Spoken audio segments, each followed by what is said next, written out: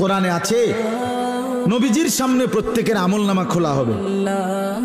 ওয়াজিনা বিকা আলা হাউলাই শাহীদা, নবীজিকে আল্লাহ বলছে আপনার সামনে উপস্থিত রাইখা আমি দেখাবো। নবীজি আমলনামা দেখে আল্লাহর নবী জিজ্ঞেস করবে উম্মত এটা কি? উম্মত দিনের পর দিন ফজরের নামাজ কোথায়, জোহরের নামাজ কোথায়? উম্মত 30 বছরের ব্যবসার মধ্যে একটা হালাল নাই। সুদের এত টাকা দরকার, ঘুষের এত টাকা দরকার। উম্মত যৌবনের পুরাটা সময় মোবাইল দেখে, ছবি দেখে, নাচ গান দেখে, উলঙ্গ দৃশ্য দেখে নষ্ট করে ফেলেছো। আজ আমি কিসের সুপারিশ করব উম্মত? আমি এটা নিয়ে আমার আল্লাহর সামনে কেমনে দেখাবো? আমি কিভাবে বলবো?